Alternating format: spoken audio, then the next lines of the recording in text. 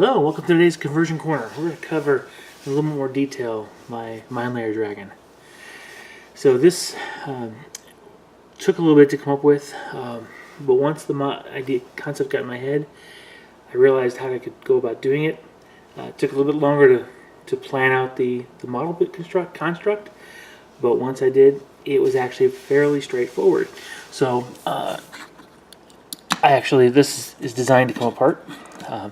What I didn't want to do is have some fragile pieces.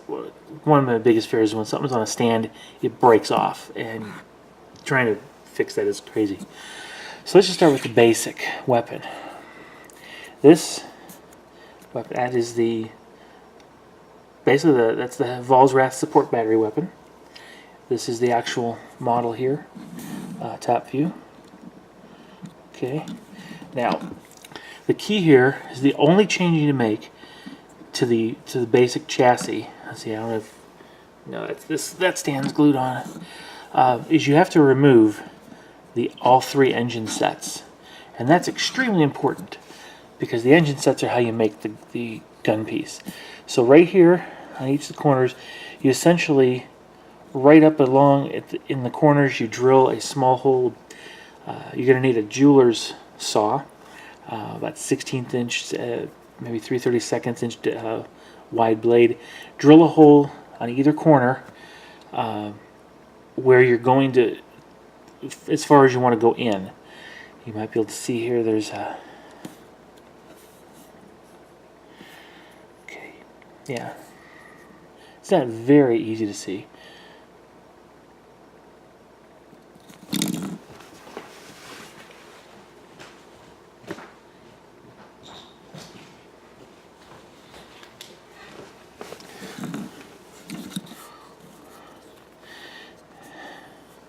Yeah, let's try this. Okay, using a little flashlight I got here.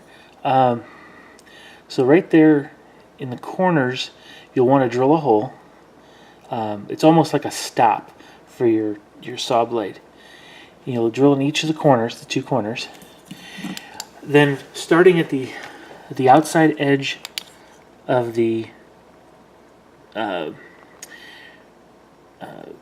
engines, close to the edge as you can, without actually marring the surface of this the chassis itself, is you start sawing back as straight as line as possible toward that hole.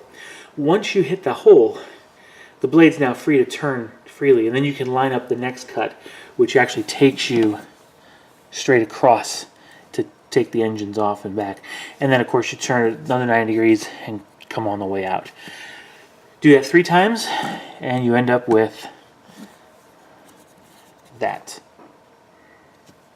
Okay, now I've got the one base piece on the bottom here that actually is the bottom of this gun deck. I basically turned it upside down almost and put it glued on the bottom. So it's right side up if you want to think about it that way. Oh, wait a second. No, that's not. That's actually this plate right here. You see the backing of the. I'm going to use this Exodite mine as a pointer. You see this back plate on the gun shield. That is what I used as the base of the actual model, the platform. Glued that there to give it a little bit vertical depth. And then here, this is supposed to go underneath. Now you can't see in here because of the base, but right underneath there's it's right between the body and this chassis here. You'll see this particular plate. See that one right there? Okay, that plate under there, I basically turned it upside down and glued it on, and that served as the foundation of my artillery mechanism. And so as you can see, it's 2 of those engine sets. And you just take one engine set and stagger it one on top of the other, or behind the other, elevate it slightly, glue it on there real good. And then to hide the fact that it's kind of not all pretty, you take a pair of these are from the Wraith Knight, the heavy gun arm. What do you get? It's not really, it's part of the heavy gun. This kind of wraps around the gun housing in the arm a bit. I took that off and I actually just reoriented them a bit. Okay, and glued them on. Now, I made sure they did not meet at the top. These are meant to be opened apart. These are more of these aren't meant to have the same purpose. So there is a gap, front and back, and that's intentional. Its primary purpose here is to mask the joints between the two engine sets and the body down here. And it gives that nice Eldar flowing look to it. And then from that point, it's all about how you paint it. Once that's done, I drilled out the bottom so that I could actually make it slightly larger than a regular flying base. So because I actually don't want it to sit on that little nub, I want to sit on the base itself. And then once I did that, once I placed on the base where I wanted it to be, I was able to measure the length of a steel rod I would need, bent at a 90-degree angle at this end, clipped it. And again, I didn't want it to have to glue in there or fit into some hole because I didn't want to have to put unnatural pressures on this. I just wanted to be able to set this on the flight base and let it be. And take it off if I have to. So, using an old Cold One Night model. Nothing, I mean, didn't do anything to it, just threw it on a 60 millimeter base. It's pretty centered. Allowed me to set the model on there real nice.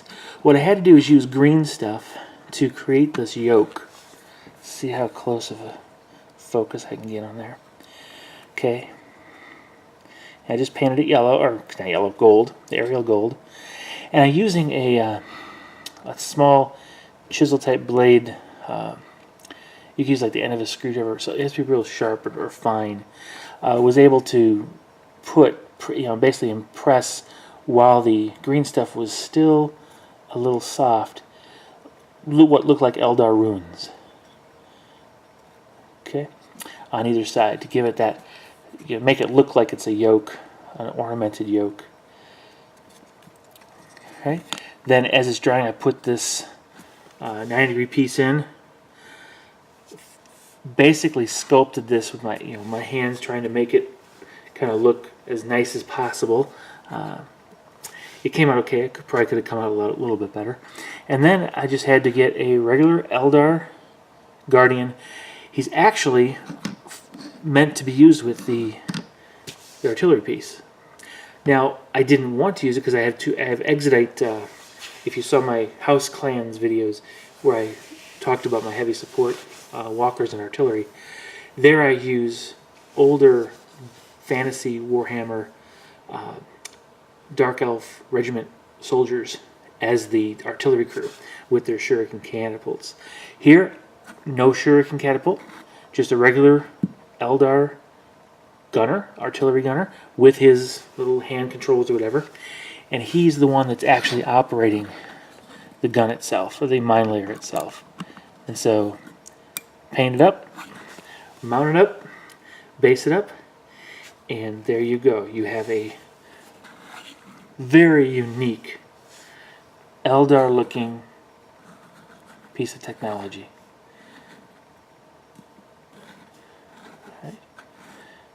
Okay. Now this one's actually, even though it's done for the Dragon Masters, and I've aligned the houses and different Dragon Masters up fairly, evenly. Because remember, in my concept, the Dragon Masters are simply the Exodites who have this ability to link with the dragons and control them.